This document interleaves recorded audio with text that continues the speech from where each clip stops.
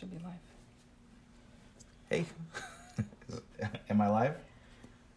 Does it look like it? It says live. Okay, well it says that I'm live, so I'm working on a commission, and I am to the point in the rendering where I don't have to think about it too much. So I figure I could do a live stream. Sideways. What's that? You're sideways. I'm sideways in a bad way, Yeah. or in a good way? No, you're sideways. We're experiencing technical difficulties.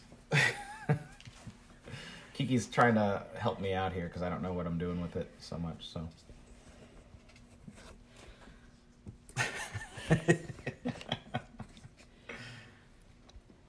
I don't know. Somehow other people have done live streams where it's in like landscape mode Yes, and I'll just not do it this portrait mode. So yeah, we're just gonna do it in portrait then. Thank you, Kiki, for trying to get it to work.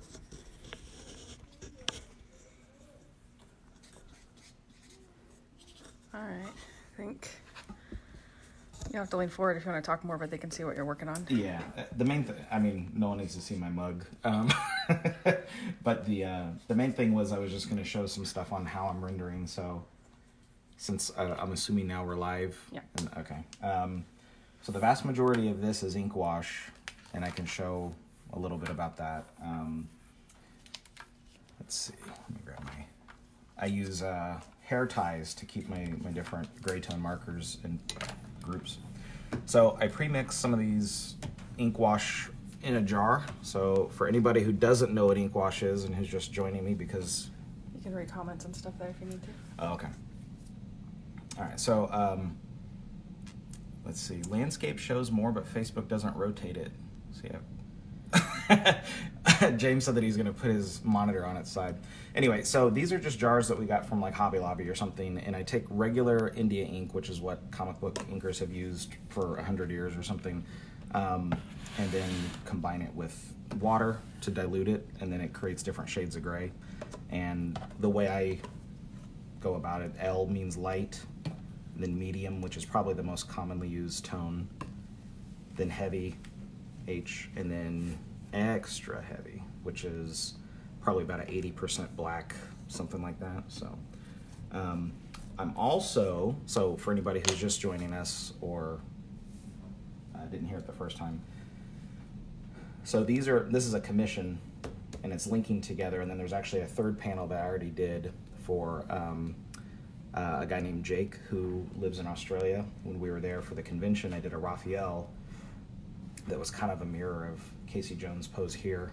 And then when we got back, when Kiki and I got back from Australia, Jake and I were talking about it on email that he maybe would want a companion piece, like kind of like a tri-fold thing. So that's what this is all about. And so I'm currently, and of course it's like a big battle scene or whatever. So they've had a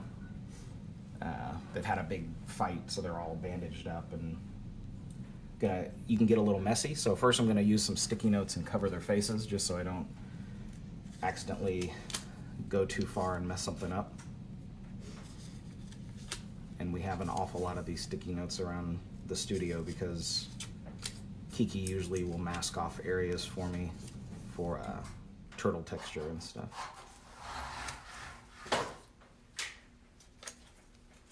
All right. And then if there was like a bunch of shiny metal that I was concerned with, like Leonardo's swords, they're going to be metal, but I don't care if they have spatter on them because he's been fighting. So I'm just going to add, this is the extra heavy. And so this is I'm just using a brush and spatter. So my intention is to let it be random enough that it looks fluid, and try not to freak out too much if it's kind of goes in areas I didn't expect. Of course, I didn't want to get it in their face, but you can back off a little bit on this while there's a little bit of a droplet on the page. I always keep paper towels around. You can kind of dab it up a little bit. That will reduce it, and you can go over it with white out and stuff. So it's not that big of a deal if it goes in an area you don't want it to, but you'd prefer not to cover someone's face in it because it would be pretty hard to reduce it, or to reduce its effect at that point. So that was extra heavy, and then I'm also going to add some 100% black splatters as well. And with that, instead of using a brush, I usually use a business card. So I got a whole bunch of business cards I got printed several years ago. Actually, probably like 10 years ago. It's got the Flash as the character on it. And I'm going to grab some ink. You can use any ink for this, but what I tend to use is Dr. Martin's waterproof Indie ink. It's the matte.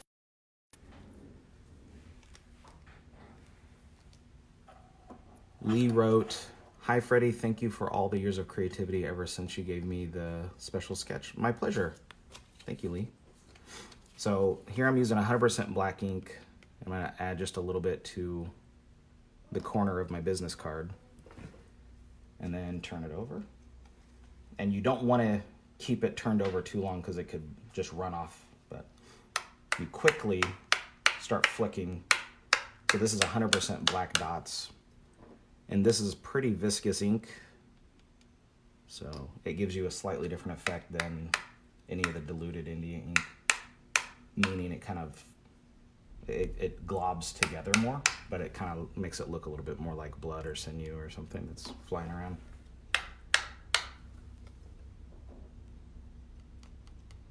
So here I'm adding quite a bit because I want a large splatter effect. I want like big droplets. You can use a toothbrush for this. Every way you can do spatter can be useful. You can use sponges, or you can like put it on a brush and then smack it across your finger or something. All those are valid. Each one of them gives you a different result, and that's good. And then you can use a variety of different effects.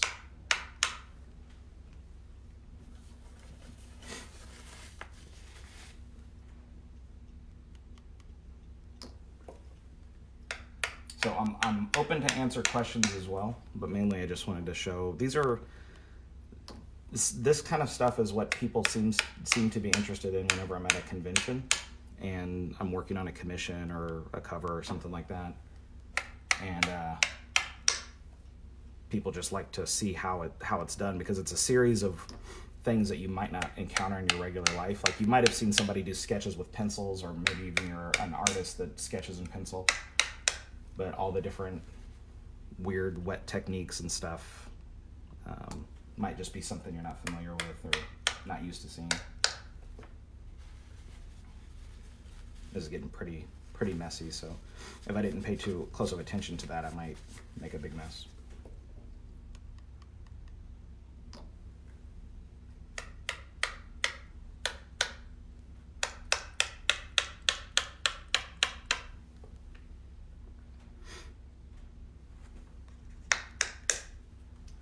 So I'm going to use a different business card. First, I'm going to make sure I put the lid back on that ink, because I've had bad experiences.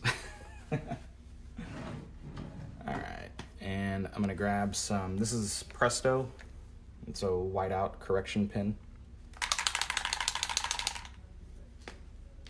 And it gives a pretty good, I believe it's acrylic white ink that's inside of it. That's why you shake it up, because it's got a little ball bearing that keeps it mixed. But you can add a bit of it also to the corner of the card. And then start flicking that. And you might not be able to see it because some of these globs are pretty small. And this is a trick I learned from watching Jim Lee do it once. He was at a convention. It's not like I know Jim Lee or anything, but I saw him at a convention, and he had the spatter the way he was applying it was he had just had a piece of scrap Bristol board and applied a bunch to the corner of the Bristol board and then flicked it. And since he was using a large piece, I'll use a large piece of this here. It gives a different effect. So this is the same type of Bristol board I usually work on, but I have it cut down.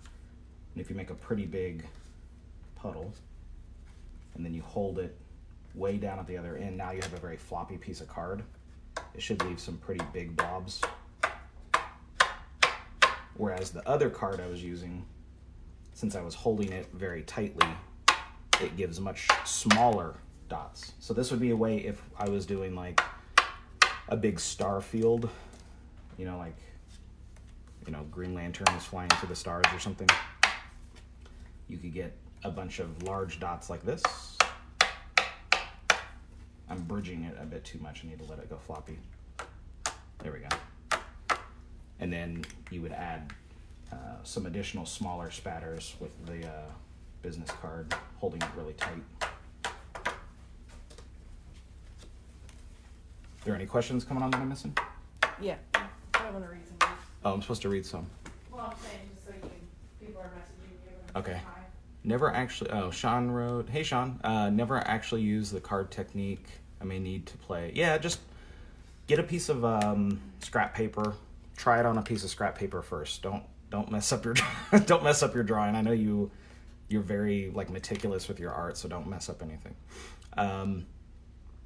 Daniel says, I do that technique when I paint figures sometimes. That's good. What is the price for one of these with your autograph? These vary quite a bit. I have a website called freddyart.com that I have a commission page on there. These are full figure ink wash, so it would be on there. Sorry, anything you buy from my site or whatever comes with a free autograph anyway. So autographs are free.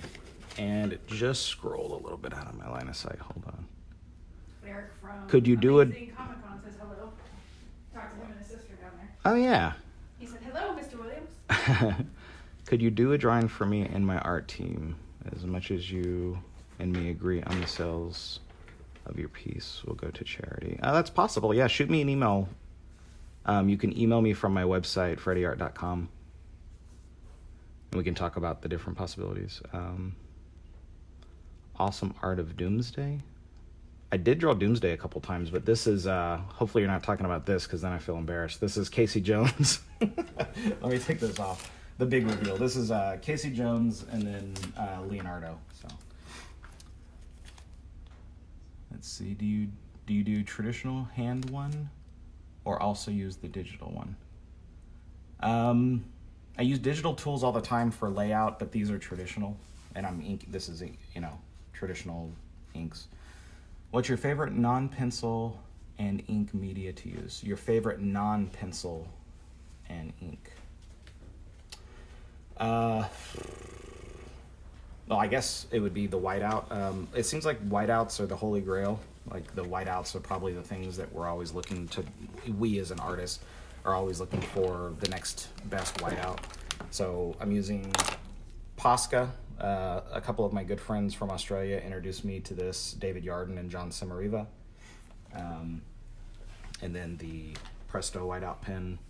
And then there's some other whiteout, like Deleter has a really good whiteout if you're wanting to do a diluted one.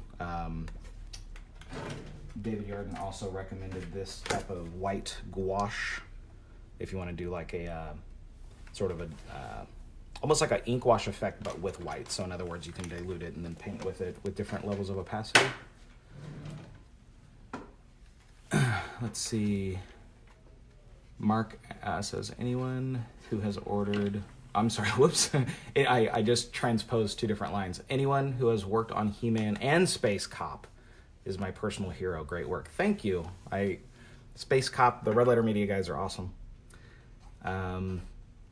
And I was briefly in Space Cop. I had two lines, and one of them was, this is Solitaire, and then the other one is, I don't know you, or something like that. I can't remember. It's been 8 years or something. Casey Jones, amazing. Thank you. That's got to be one of my favorite renditions of Casey. Awesome. Thank you very much. It's kind of a mix between the IDW and the Mirage version. The Mirage version, he had big, giant, white, hollowed white eyes. Like his mask had big eyes, and then you couldn't see the inner part where it's actually his flesh. So this is kind of a combination of those, where you can see part of his skin, but also his eyes are white. So he's covered with Band-Aids. So apparently, I'm suggesting in this fight, he took a break, put some Band-Aids on, and then came back and began to fight again. Actually, it's because he fights every day. That's the real reason. So And they said, which is harder, the Superman or Batman logo when drawing those characters? Superman, I think, is more difficult. There's a way that you can. There's like a bit of a shorthand you can draw with the Superman logo, where it's almost two fish. So you start with this little triangle, and then you kind of draw in a fish. So imagine that this is a fish facing that way. And then let me watch me mess it up this way. And then this is a fish facing that way. Obviously, this is a very rough sketch, but so there you go. You have a perfect Superman sketch. That's amazing. All right. What else? What other questions, Kiki? That's all I see on my side right now. Oh, okay. You might have had a few more over there. I don't know. Yeah. Any People are chance? just starting to join in, so say hello again. Hello. Anyone joining us? Thank you. I am just rendering in ink a couple of commissions. Somebody asked, any chance of a Horse Ninja comic? That's my next project. I'm just joking. So Horse Ninja is like a joke premise that the Red Letter Media guys came up with as a way to make fun of some of the superhero movies that were coming out at the time. Roy said thank you for answering his question, and Matt Turley has a question for you. Hey, Matt.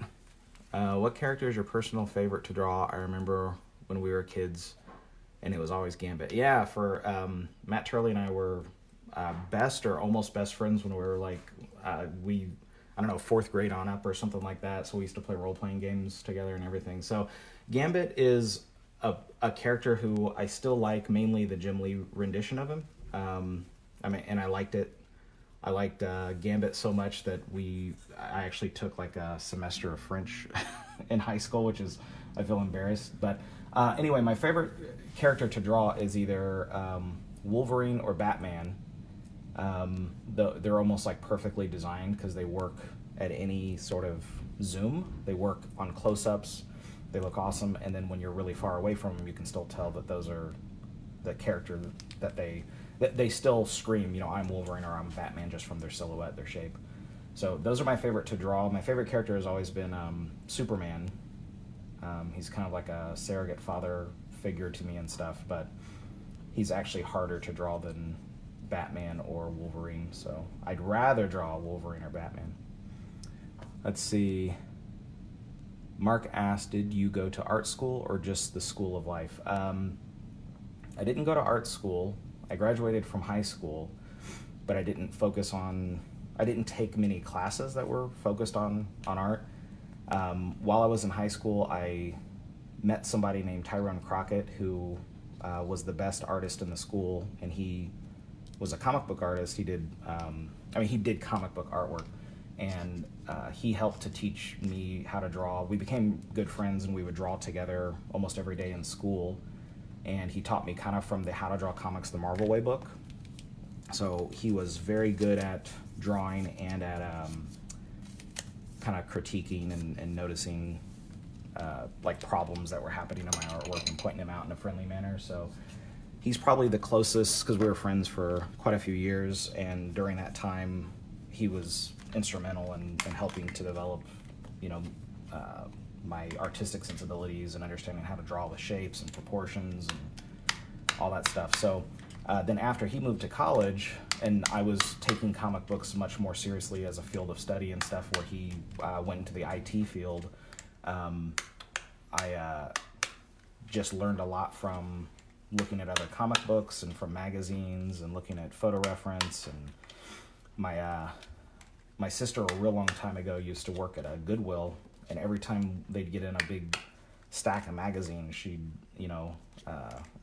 get them for me, and then I'd go through and pull out all the reference that I could find, all the useful angles of cars or folding of clothes, or facial expressions, just anything I could get from that. This is before Google, and that was very useful at the time for learning, because it was photo reference in a way that I didn't have to spend a lot of money for it. So, because I'd go through boxes of magazines, and I was working maintenance at the time, and so anytime someone threw away a big thing of magazines, I'd fish through them all and pluck them out of the trash and then get what I could out of it. So it was like literally divining knowledge from garbage.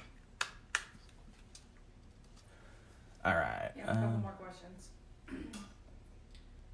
Okay, love your traditional and digital work. Any thoughts about updating the DC Comics Guide to digitally drawing comics after 10 years? Yeah, it's been 10 years. I still go back to the original book, but there are so many new technologies in service now. Wonder how it has changed your workflow. That's a very good and thorough question. I work very similar to how I laid out in the how-to book. So, and you're right, September of 2009, so it's now been over 10 years since the DC Comics Guide to Digitally Drawing Comics came out, which makes me feel really old. So there are plenty of new programs, Procreate and Clip Studio, which used to be called Manga Studio. Those are the primary ones that people use a lot of. I don't know how to use either of them. I'm still a Photoshop and SketchUp occasionally for 3D models. SketchUp is a 3D modeling program. And it's really useful if you're drawing vehicles or stuff with complex geometry to kind of move your eye around it. It's like holding an action figure and being able to move around it and stuff. So those are the two I use. I wouldn't mind doing an updated version, but actually I work very similarly as I did even back then. So, I mean, the ink wash and stuff is all new stuff, but none of this is digital, of course, so it would be almost out of place in that book. Phil wrote, was there ever discussion of using your art style for the Batman Ninja Turtle cartoon? I don't know. The cartoon I thought was great, and I like the styling that was primarily based off of Andy Kuhn's artwork. I really like his work, but I wasn't like there involved in any of the conversation, so I'm not sure if that came up or not. Yeah, Ty did kill us that one night because he was tired, Matt. We were playing Nightmares of the Future Past. We were at your apartment, and it whenever Tyrone was over GMing and he started rubbing his forehead in a certain way, you knew that he was tired. And we were going to check and see what was in the little railway system or whatever it was. And then, yeah, Tyrone killed us both. It was not much of a chance for us to survive there. Let's see. Ramsey asks, need to have Mr. Plinkett in the background. What? Mr. Plinkett's awesome. I still rewatch those old Plinkett reviews all the time. Let's see. Tom Rainey's joined. Hey, Tom. John Paul asked, are there any specific characters which you would like to do a comic book for still on the bucket list? There's a long list. I've a long list of DC characters and Marvel characters and characters at IDW and Nickelodeon. I'd love to draw all the X-Men, the Avengers. I'd love to draw Captain America. I'd love to draw Batman solo. So it's a yes, definitely. There's a long list of them. And I'd still love to draw more of the Turtles and stuff. So I feel like I need to be at least 200 years old by the time I pass away. That way I've, would have been able to draw the characters I want to draw. What's the best advice you'd give to a young crowd who want to draw and become artists? So 2 pieces of advice. One would be, first of all, that's a great question. One is that you do not need a bunch of super advanced tech, the paraphernalia that you see, like a bunch of pens and paper and stuff. You don't need the high tech, like, art supplies to learn a lot of the basics and stuff. So if you're a new artist, you can just use like printer paper and regular pencils and erasers that you would have for school supplies. So don't go wasting, in quotes, wasting a bunch of money getting like the perfect paper and the perfect pens and stuff like that. Just sketch a lot.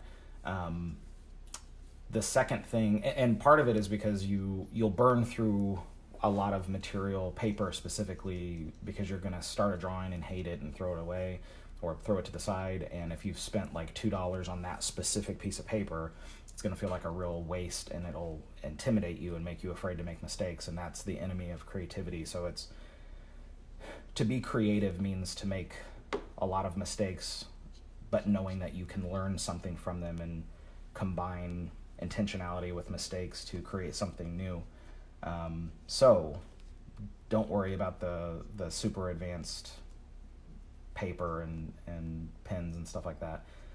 The next thing is related to that, still for newer artists, would be to sketch very lightly, and don't be afraid to create like a really scribbly mess and try to find the correct lines from that. So what I mean by that is, when I was younger, I would look at amazing line art by Scott Williams, who was inking Jim Lee at the time and most of his life.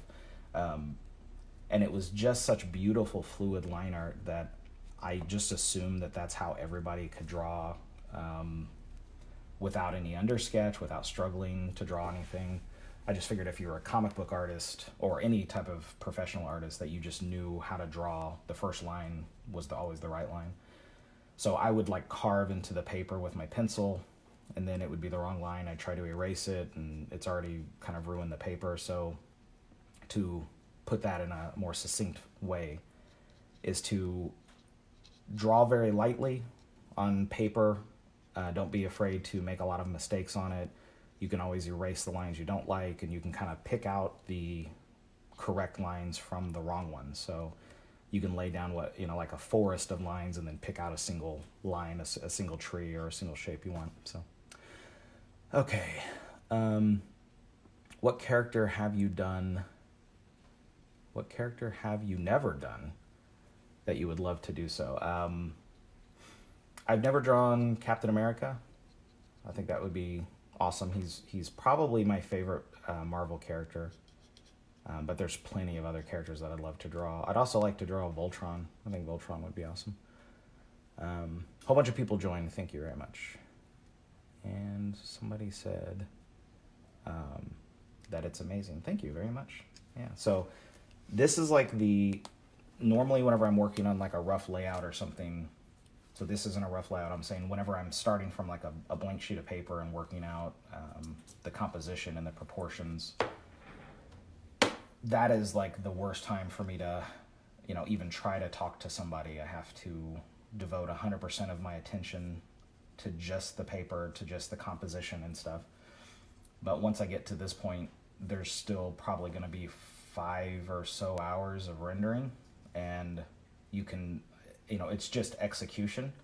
So it's using a completely different part of the brain, and I can just chit chat on the phone or listen to stuff on YouTube or whatever while doing this, as long as it doesn't require my eyes to engage with it. I can't watch new TV shows, because then it distracts me.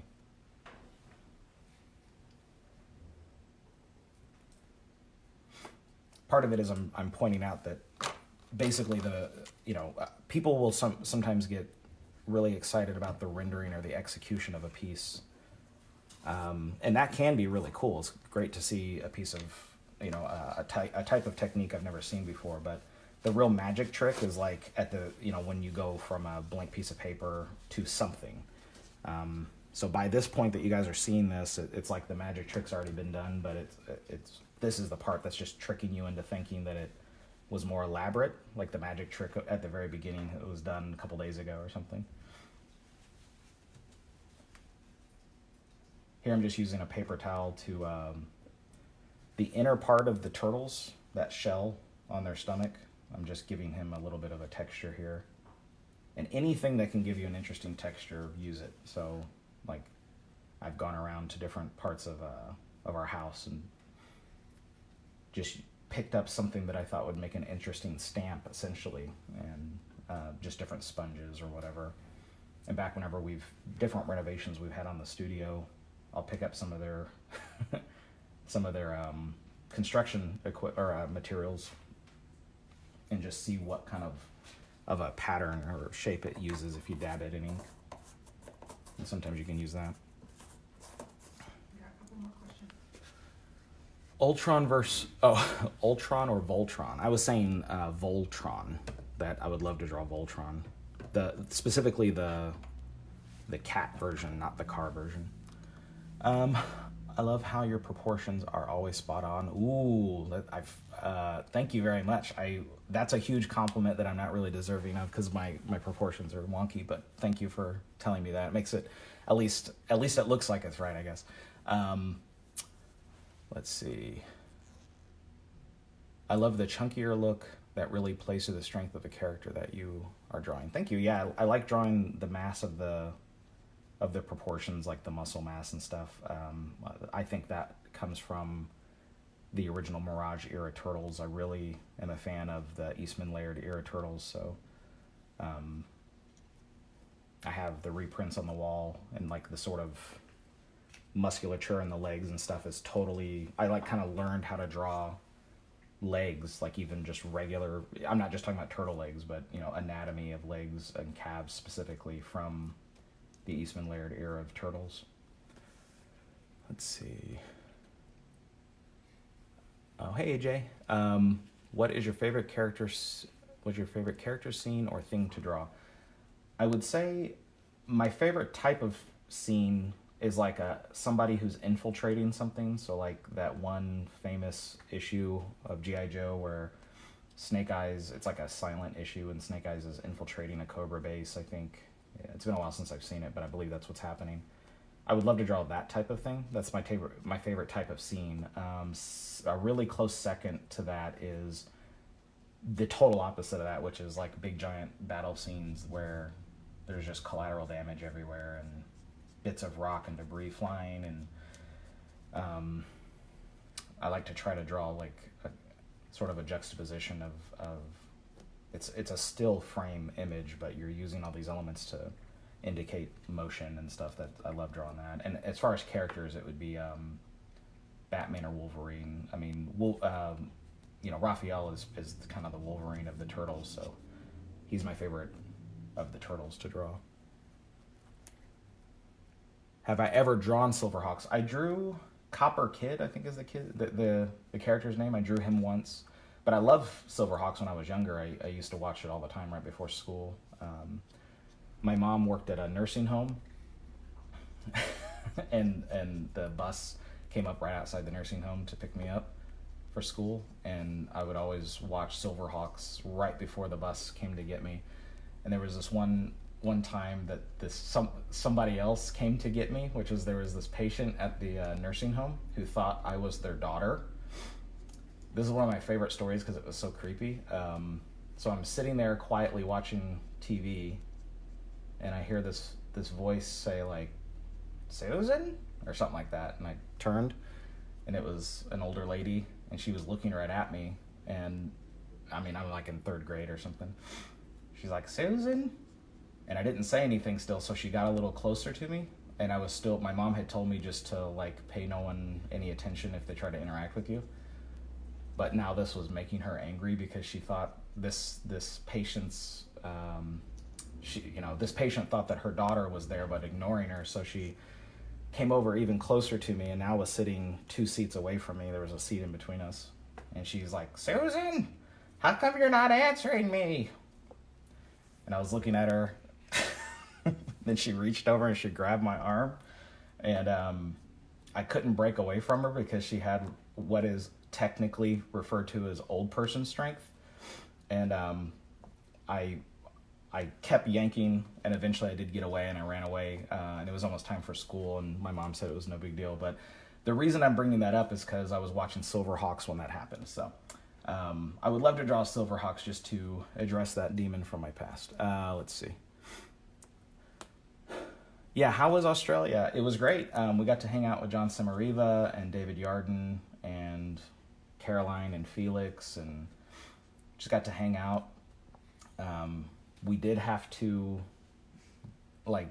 we had a flight that got delayed like 3 times, and then we left right before they closed the borders and stuff because of all of the pandemic stuff. So it was a little scary there at the very end, but John had said that he would make sure, if we were stranded there, that they would take care of us and stuff. So we weren't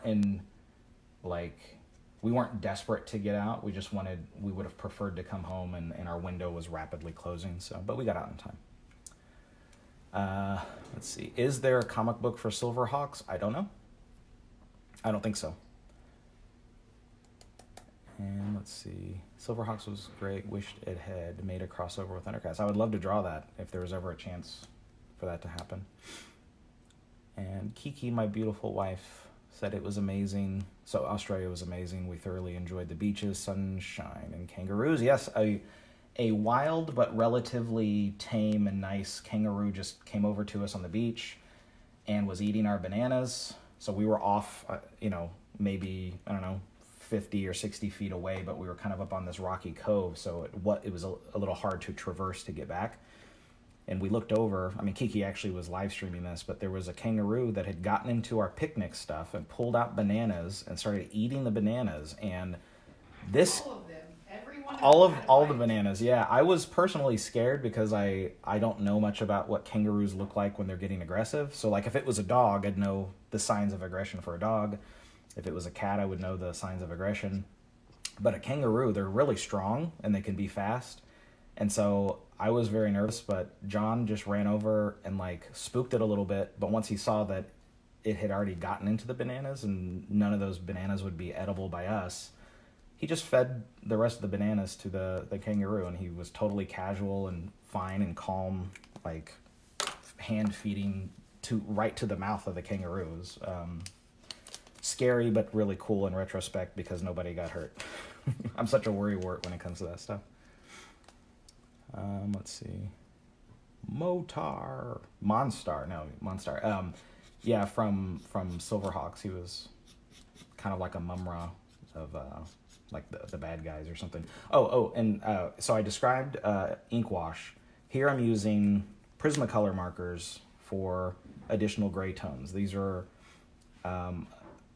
they blend in very well with ink wash because they have a slightly brown color. These are specifically French gray gray tone markers. And so if you get warm gray, cool gray, then there's French gray. And French gray blend in really well with the ink wash. They're kind of brown, and ink wash tends to be kind of brownish.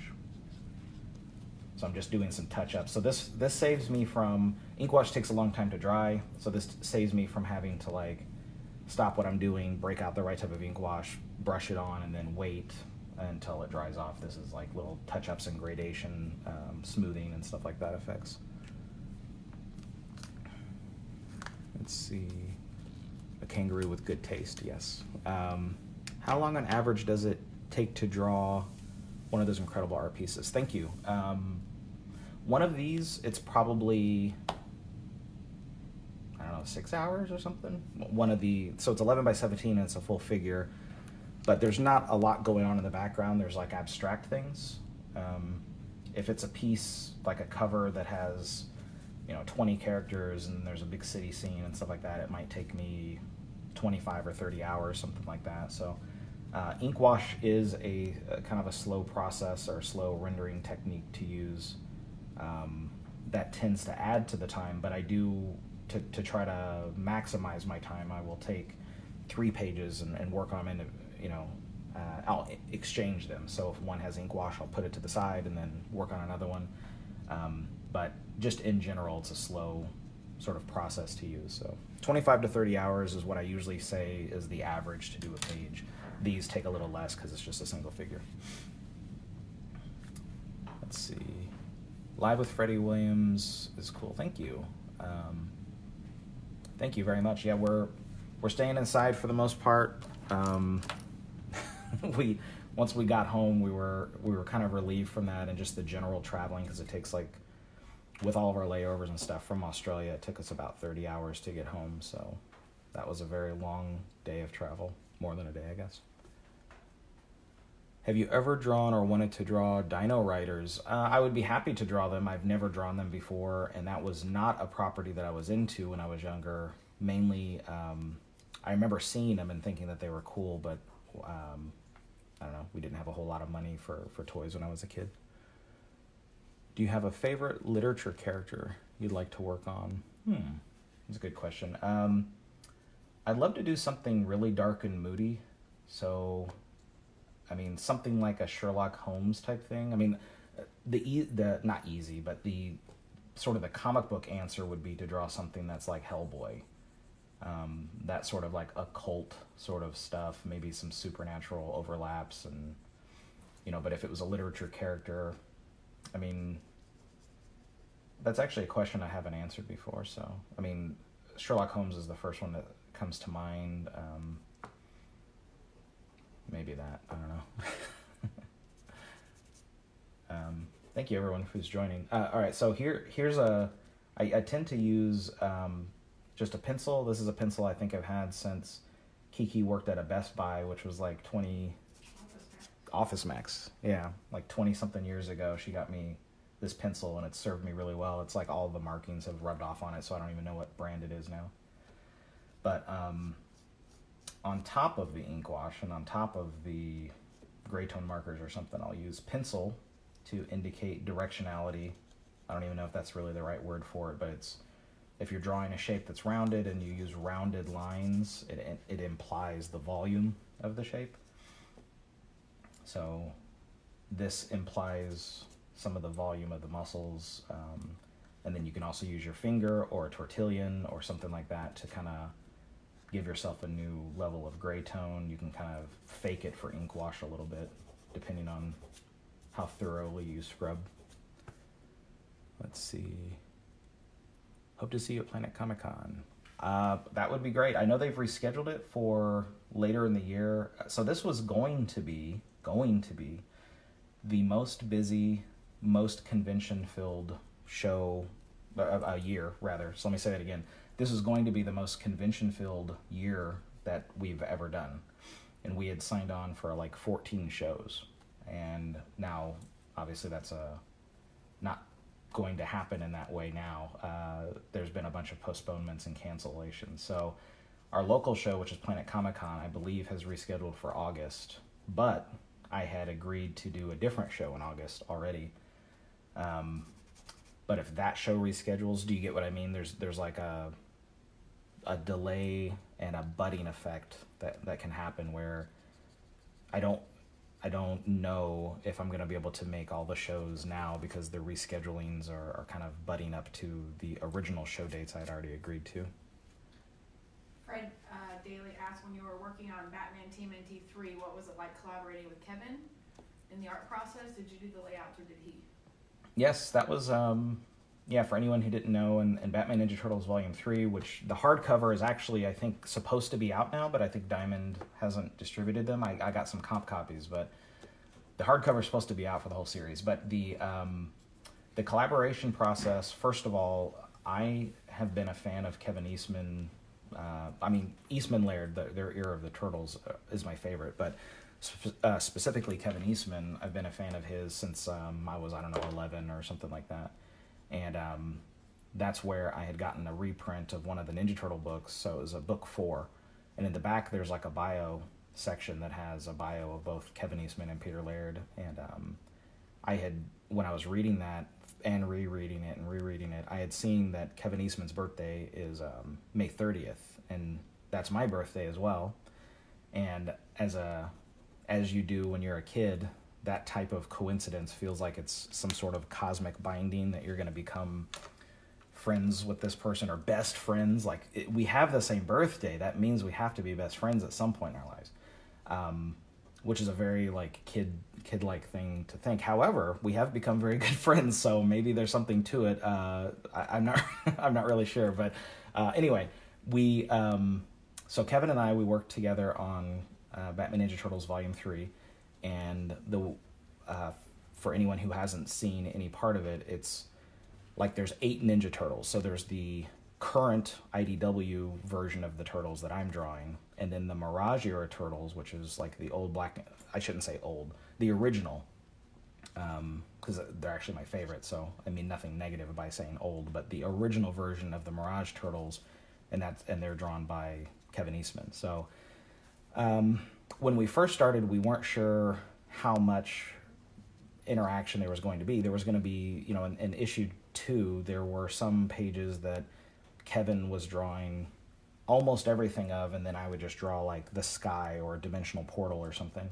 Because the way that we wanted to divide the labor, so to speak, is anything that was in the present, I would be drawing, and then anything from the Mirage universe, Kevin would be drawing. So if you're in a Mirage building, so to speak, Kevin would draw everything, but then if Batman, the current modern day Batman, is standing in the middle of it, I would draw Batman. Well, in issue 2, there was pages where I would draw everything or he would draw everything. And then there was some in-between pages where I drew almost everything except for a few of the turtles. And in that situation, I would do like a layout for the whole page. And when I mean a layout, I mean a very rough layout. And I would email him like a snapshot of it or a screen grab or something of it. And he would then, anything I had kind of penciled in for the Mirage Turtles, he would then redraw as far as he would, it would be stuff like changing the position of their arms to make them more his own style or something. So I was accounting for the space of the character, but then he was personalizing it to be more of the way he would draw the turtles. He would then send that back to me in the email or text, and then I would trace out that structure onto the rest of the structure of the board so that I now had his structure on the same board with my characters. So, and as far as how it was working with him, it was a dream come true for me, but it was also quite the logistical complexity. So any pages, I'd get the script and start earmarking in Word or whatever. So I'd get the script from James and then start breaking down which pages were what we called collaboration pages. And then I would make a list of, I would color highlight anything that Kevin was responsible for. And Kevin would also get a copy of the script. And then I would get those, so let's say it was like 5 or 6 pages or something in that whole issue that month. Those are the very first pages I would start on. I would lay them out kind of outside of context of the rest of the book. I would get my version of the roughs to him immediately. Then he would do his structure, touch-ups or whatever, get them back to me, and then I would get the as final of a version of a page as I could get to him where I wasn't drawing anything in the Mirage Turtles.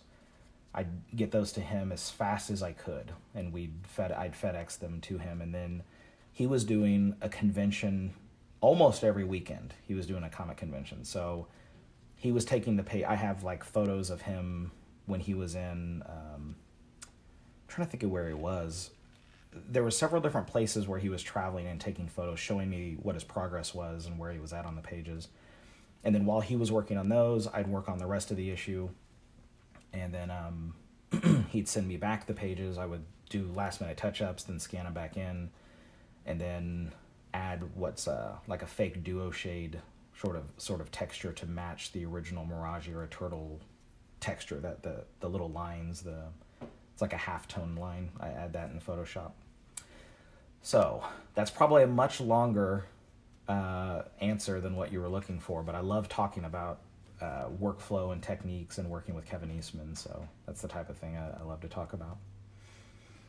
I was looking for number 3 just so you could show them, but I don't see it anywhere. Issue number 3? Yeah. Volume 3 that you got. Did you get a couple copies already? Yeah, there should be a hardcover that's up there. Well, keep looking. The hardcover is right there. Down further. There you go. There you go. All right, now I'm back. So Kiki just found, because since I got comp copies of Batman Ninja Turtles Volume 3, I have it on my, what I call my vanity shelf, where I put a copy of everything. There we go. Thank you.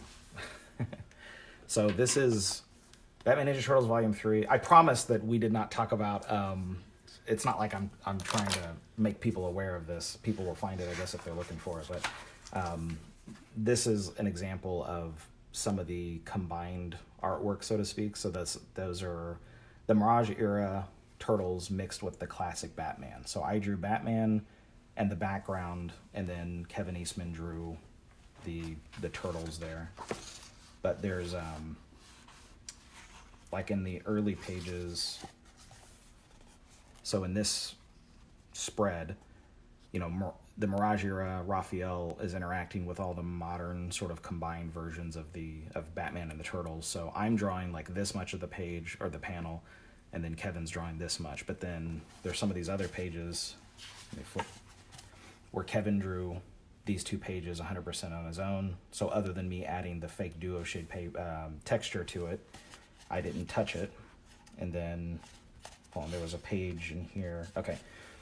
So this page, Kevin drew like 100% of 1, 2, 3, like these first three panels. And then here in the sky, I drew the sky. So we just tried to keep it as, because the sky here, the technodrome, the one that's floating above the city, is starting to breach into their reality. So we just traded back and forth a lot. Spoiler, don't show too much.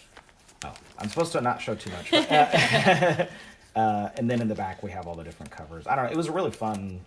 It's the kind of, I mean, I remember The singles are already out, but this is just the collected edition. Yeah. So you can find volume 3 in its entirety at the store. Yeah, this has a bunch of sketch stuff in the back, but I remember in high school talking to the few friends that I had about how awesome it would be to see. The example that we used at the time was like, you know, Todd McFarlane was drawing Spider-Man, and then Jim Lee was drawing the X-Men. And so what we were talking about was, wouldn't it be awesome if, let's say, Wolverine and Spider-Man were in the same comic together, but every occurrence of Spider-Man was drawn by Todd McFarlane, and then Wolverine was drawn by Jim Lee or Mark Silvestri or whatever.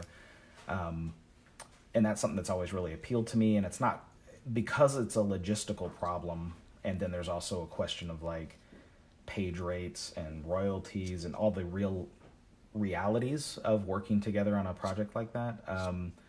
Kevin and I were very much just like, hey, whatever, we just want to work together. So, but there's a bunch of practical reasons that comic books aren't usually made that way. But it was just such a cool project. I'd love to work with him on something else similar, in a similar way. So. William Russell said, Freddie, what type of table are you using with those magnets? Oh yes. Okay. So this is, first of all, it's a desk that can go up or down. It's an automated desk, so I can stand or just adjust my posture. And then on top of this, we put a non-skid pad underneath, or on top of the desk. And then Kiki got me this. It's an art board. Rotate it around a little bit here. Oh, okay. It's an art board. You can see all the dust that's back there because I haven't cleaned. But you can adjust the pitch to be quite steep up to here. I usually have, this is almost completely 90 degrees vertical if I'm working on like a perspective shot on the top third of a page. Thank you. And then, thank you. And then you can also lay it down you can even lay it down maybe even more flat than this. So then Kiki measured, so she got me this, whatever this is called. It's like an adjustable art easel desk or something. But then she measured it and then ordered a custom piece of metal that we then used epoxy, which was her idea, by the way. I'm giving lots of, Kiki always feels bashful whenever I don't know, say all the ideas that she has, but she has a lot of great ideas. So it was her idea to get this adjustable desk, to get the adjustable, I don't know, art easel desk. And then it was her idea to epoxy a piece of metal onto here that would be the same size as the art desk, and then to use magnets, basically so that I didn't damage I was always taping my paper down, and then when you tear it off, it would rip the corner. And this is a way that keeps it from damaging it. And then the only thing that sometimes happens is if you drag it around a bit, because sometimes I'll just drag the page with the magnet still on it, it'll sometimes like make the page on the back a little dirty. But yeah.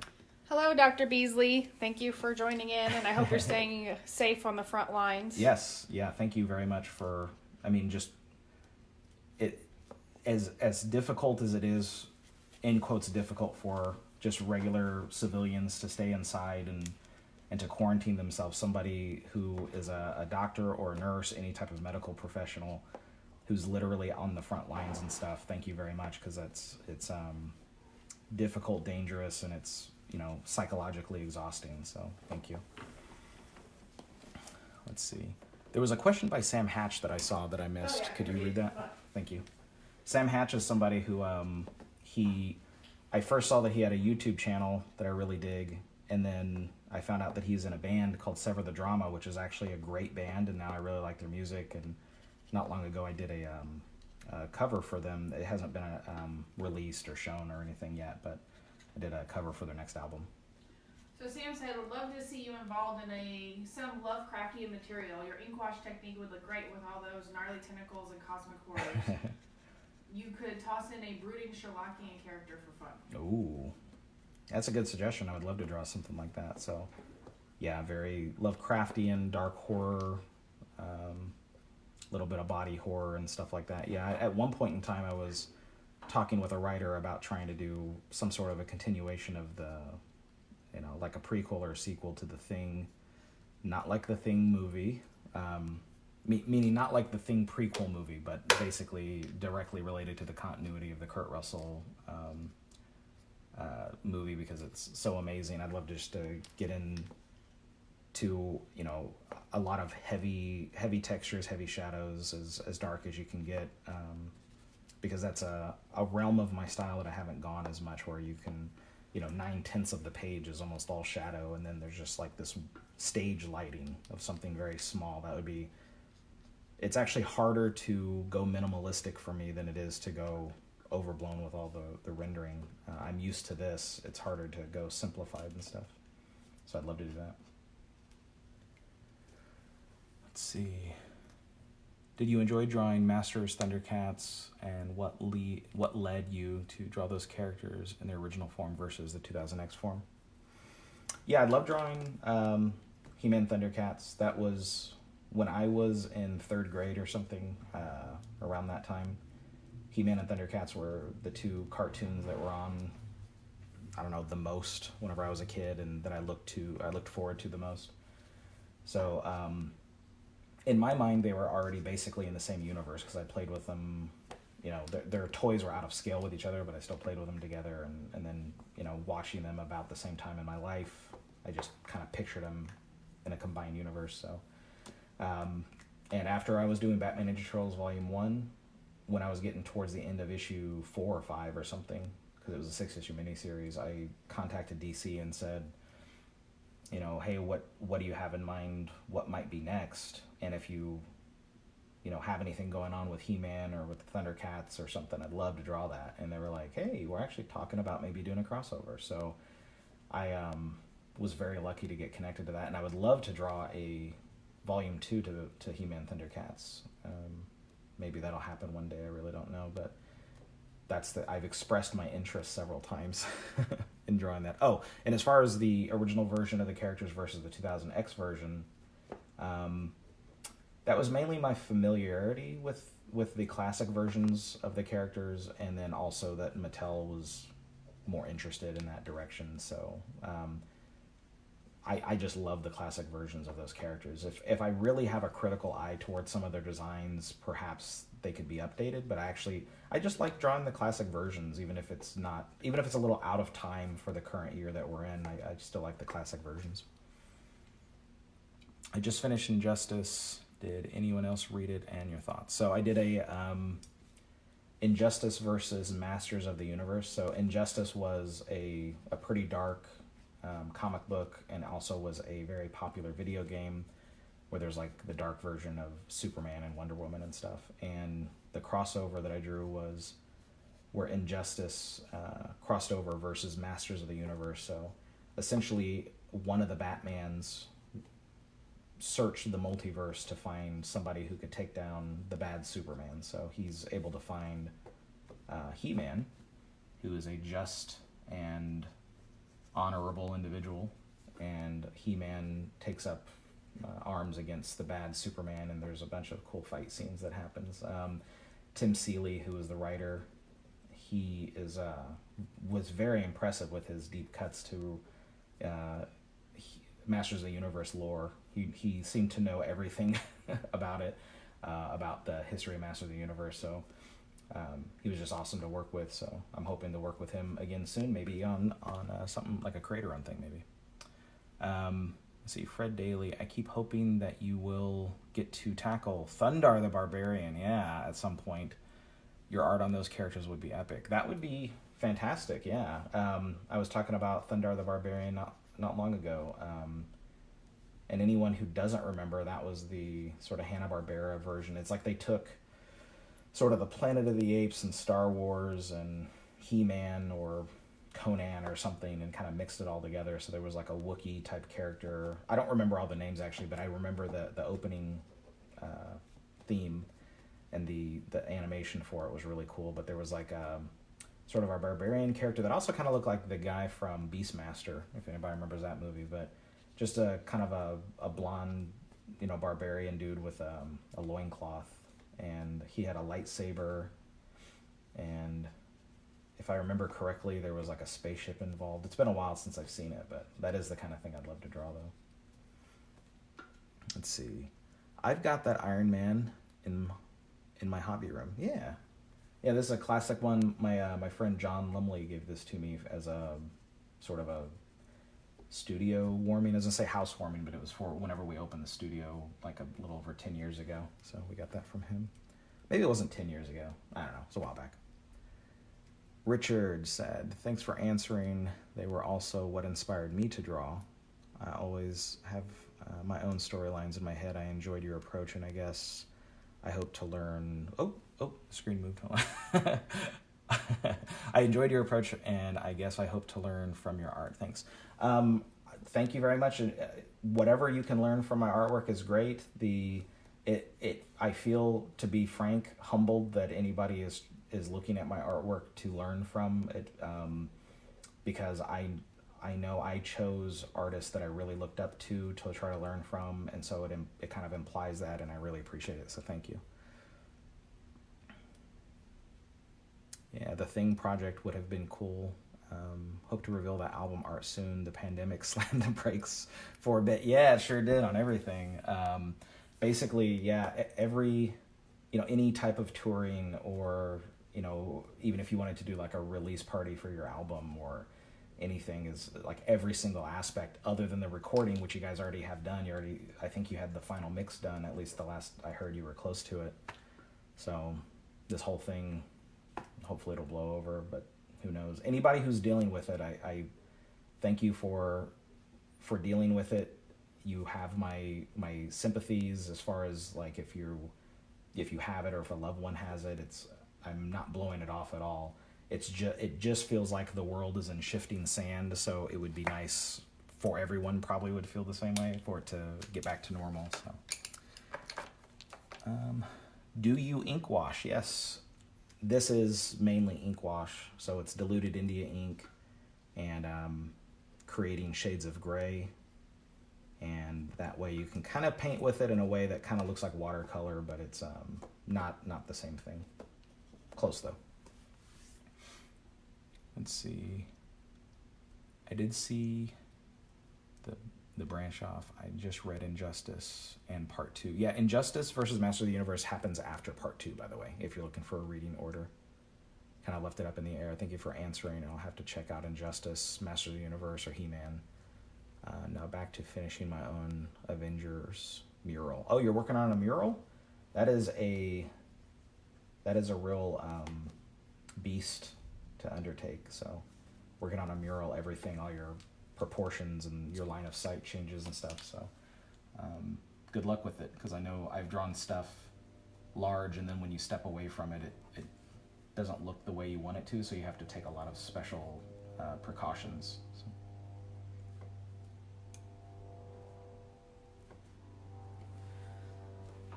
Well, you've been at it for an hour. Do you want to wrap it up, or do you want to keep talking? Sure. It's up to you. I'm just So- asking, just giving you the timeline. Yeah, thank you. So life is like this, as far as I just get inside of drawing and then time just zips by. Kiki just told me it's been an hour, so I think I'm gonna cut it off. Here, for anyone who's seen this is a ship curve. So it's like a French curve, but much bigger. And it's used for people who would do drafting on, like for ships. So that's why it's called that.